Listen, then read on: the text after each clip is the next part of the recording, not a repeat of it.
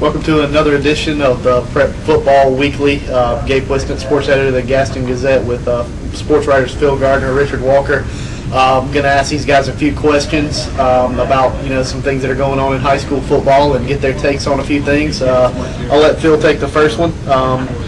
What player do you think has been the biggest surprise this year?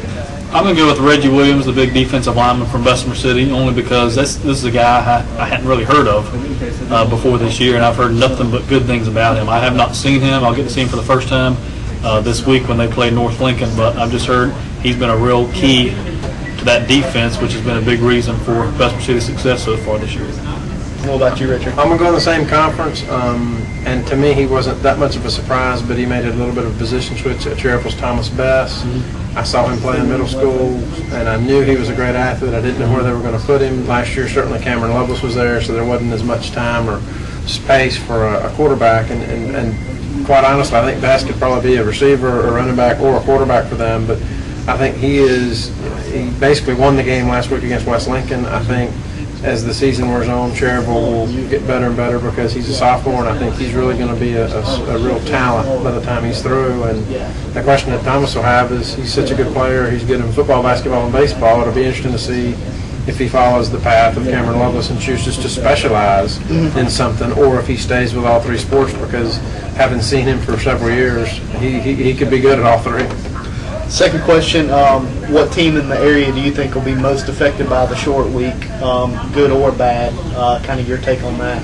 Well, from having been at the South Point East Gaston game, there is some debate, I would think, over what they do with Desmond Lowry. A real unfortunate situation. I mean, I'm sure there's some people in the South Point community wondering why their starting quarterback would be in the game with 4.5 minutes to go, but the way they have it set up, he is the up man in their punt scheme, and he was just blocking a guy and just knee kind of twisted on him.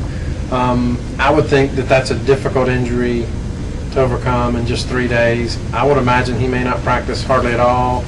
I think they should be able to take care of Hunter Huss, but Hunter Huss can present some problems for them.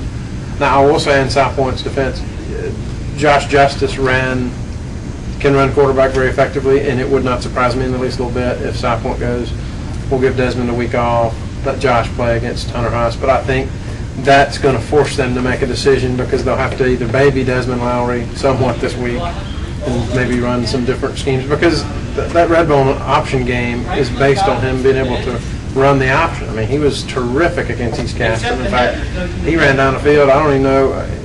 He didn't get touched a lot of times coming off the corner because his fakes were so good to Aaron Crumley in the middle of the line. And, as Phil could attest, when Desmond Lowry's running well, that really makes that offense go. What about you, Phil, on that one? I'm going to go with Forest View. I think they're most affected by the short week in a positive way for them, because they didn't have a short week, but their opponent this week does. When they go to Crest is coming off a real hard-fought victory, and it was a real physical game against Ashbrook Monday. Crest is only going to have 3 days to prepare, whereas Forest View has a full week. They're in their regular routine, and I think that's the best situation they could ask for going into their conference opener, which is a really big game for them this week. And the final question is a question from a user, Jay Hill, submitted from a fan of the Gazette, fan of high school sports. Jay Hill, South Point fan, wanted to know what these guys thought was the best uniforms in the area. Yeah, I really struggle with this one. A team I don't get to see very much of, but I do see photos of. I know North Lincoln has some really nice-looking lettering on their uniforms, and they've got sort of a deep blue or purple color that looks pretty nice. Maybe a runner-up. I really like the way Ashbrook's look. It's a real clean design. I like their stitching. The way Ashbrook is real small up there on the top of their jerseys. I want to go old school to where I grew up. I mean, once Crest finally figured out they needed to look like the Green Bay Packers, I love that look.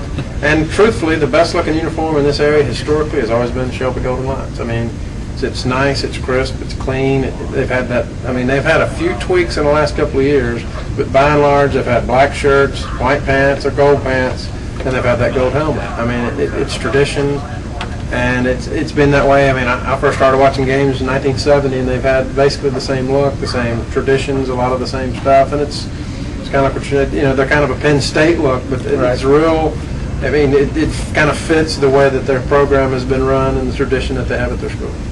I want to thank Jay for sending that question in, and if you have a question you want these guys to answer, feel free to email it to sports@gastongazette.com, and we'll see if we can get that answered for you. That's it for this week. Be sure to tune in every Wednesday or Thursday. The videos should be uploaded, and we'll see you then.